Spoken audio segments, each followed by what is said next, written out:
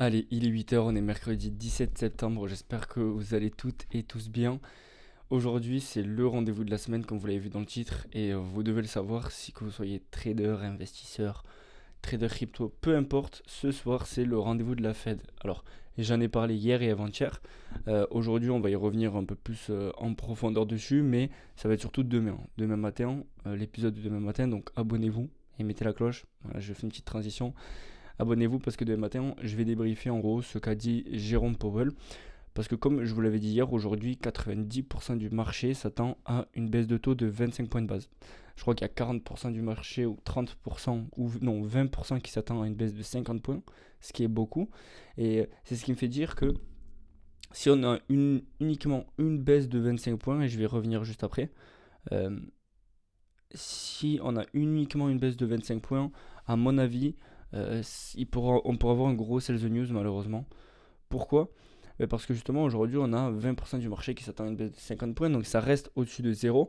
Et donc si on n'a pas cette surprise-là, ces gens-là du coup c'est déjà pricé. Ce que je veux dire c'est que c'est déjà pricé.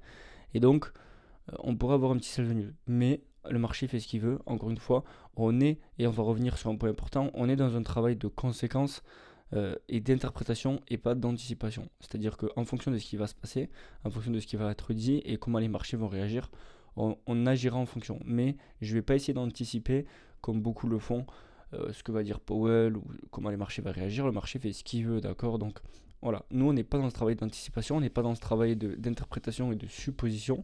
Ne pas faire de supposition, d'ailleurs c'est un accord Toltec, je fais référence à l'épisode d'hier, mais on ne fait pas de supposition, on est dans l'analyse et des conséquences de comment le marché va réagir. Donc c'est pour ça que moi, je ne trade pas, et d'ailleurs ça va être encore une fois le deuxième point de cet épisode, je ne trade pas, moi je ne trade jamais les discours, ok? Peut-être que certains le tradent, mais ça reste quelque chose de très très risqué, ok? Au tout début, je me rappelle, j'ai essayé de trader, mais c'est un enfer, c'est juste infernal. On a des mèches, au début, on a d'abord la première news à 20 h, donc les taux, ça globalement, ça fait pas énormément bouger à part s'il y a une surprise, on va le voir juste après. Et, euh, et du coup, ce qui va être important, ça va être le discours à 20 h 30, ce que va dire Powell en fonction de la suite. D'accord? Donc, je vais faire un petit récap de comment les marchés devraient réagir. Je ne fais pas de supposition, je suis dans la logique. Comment les marchés devraient réagir en fonction des taux et après en fonction du discours. Donc, aujourd'hui, le marché, 90% du marché s'attend à une hausse de 25 points, limite quasiment 100%. Donc, on va partir du principe que c'est sûr, on a quelque chose une baisse de 25 points. Si aujourd'hui les taux aux États-Unis sont de 4,50, entre 4,50 et 4,75 en fonction des taux, si c'est des taux de refinancement, taux d'emprunt, etc. Bref, donc aujourd'hui le marché s'attend à une baisse de 25 points. Donc si on a une baisse de 50 points, ce qui est plus, je reviendrai peut-être après ou demain pour expliquer du coup comment fonctionne le coût de l'argent et pourquoi les marchés réagissent comme ça. Si on a une baisse de 50 points, euh, ça devrait être positif, donc baissier pour le dollar, et donc positif pour tout ce qui est marché à risque, crypto, actions, euh, etc. Et baissier dollar, comme je l'ai dit. Pourquoi? Parce que le coût de l'argent serait moins cher, moins d'intérêt, moins d'avantages à épargner, et donc les gens vont plus investir dans quelque chose qui rapporte davantage. Le coût de l'argent est moins cher, donc on peut emprunter plus d'argent et le répartir ailleurs, que ce soit dans l'immobilier ou autre. Ok? Donc ça c'est la première chose. Deuxième situation, et la situation que tout le monde s'attend, une baisse de 25 points. Si on a une baisse de 25 points, dites-vous, comme tout le monde s'attend à une baisse de 25 points, est-ce que les marchés, parce que ça reste une baisse, techniquement on peut se dire, putain mais il y en a beaucoup de traders du coup qui ne regardent pas, qui ne s'intéressent pas à comprendre ça. Moi je m'intéresse parce que ça m'intéresse et parce que j'investis sur le long terme, donc ça m'intéresse également.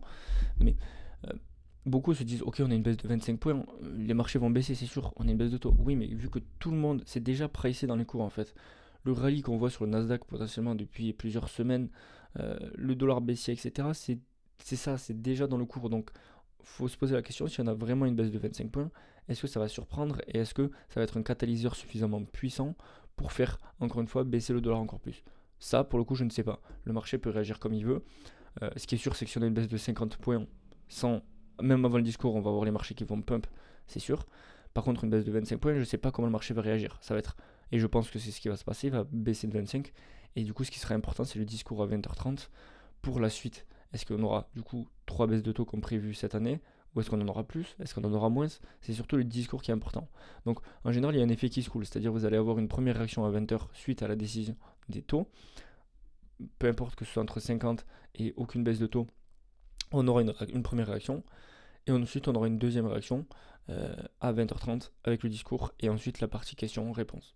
Donc voilà, ça c'est le deuxième scénario. Le troisième scénario, c'est si on n'a pas du tout de baisse de taux. Alors là, les marchés vont se boiter. Pourquoi? Parce qu'aujourd'hui, on est sûr quasiment qu'on a une baisse de 25 points. Vous voyez cette logique? On part du postulat qu'on a une baisse de 25, donc si on l'a pas, on est déçu. C'est comme si je vous dis, je te donne pour Noël, je t'offre ça, et le jour de Noël, je te dis, ah ben non, au final, je te l'offre pas. Toi, tu t'attendais, c'était déjà dans ta tête que tu allais recevoir ça. Donc, tu es déçu. Alors que de base, si je t'avais rien dit, bah, tu n'allais pas être déçu de pas avoir de cadeau à Noël parce que je t'avais rien dit, tu vois. Par contre, si à Noël, je te dis, je t'offre 200 €, on s'en fout, et qu'au final, je t'en donne 500, là, tu vas être encore plus content. Donc, c'est un peu ce même truc de qu'est-ce qui est déjà pricé et à quoi on s'entend. Donc, du coup, on va voir le deuxième point. Du coup, pas de FOMO. Et attention à trader le discours. Ne tradez pas le discours, les gars. Ça va beaucoup dans trop de sens. On peut avoir des mèches de liquidation partout. En général, c'est ça. Les mèches que vous voyez, c'est des mèches pour liquider les gens. En général, on va liquider dans un sens pour repartir dans l'autre. Donc attention, pas de FOMO non plus. Si vous voyez qu'il y a une énorme impulsion dans un sens, etc., ou dans un autre, pas de FOMO. Ne vous précipitez pas à vouloir être le trader de je sais pas quoi qui anticipe le discours. Non, les gars, on reste patient et on attend du coup que ça digère un peu, que le marché digère. Moi, du coup, je reprendrai le trading demain matin. Aujourd'hui, côté trading, je vais pas trader. D'ailleurs, j'ai pas pris de trade de la semaine. Je voulais en prendre un lundi, comme je vous l'avais dit. J'étais baissier dollar et le dollar est en train de s'est boité. Hier, on a l'euro USD qui a pris quasiment 1% sur une paire en une journée, c'est énorme. Donc, j'aurais pu être dans l'euro USD, mais c'est pas grave. Du coup, je vais pas trader aujourd'hui. Je reprendrai demain matin concernant mon trading, ok? Donc, on a vu du coup que le DXY, donc l'indice du dollar, a coulé avant la Fed. Qu'est-ce que ça peut anticiper? Encore une fois, on n'est pas dans ce travail d'anticipation. On ne peut pas savoir. Aujourd'hui, on peut très bien se dire en fait le dollar coule, c'est un bait, c'est un trap pour au final aller plus haut, ou alors il y a des insiders qui ont déjà des news, etc. On ne sait pas. Encore une fois, on ne sait pas, le dollar coule, on verra bien. Hier, on a eu des chiffres qui sont sortis. Alors, je vais vous dire quels chiffres sont sortis.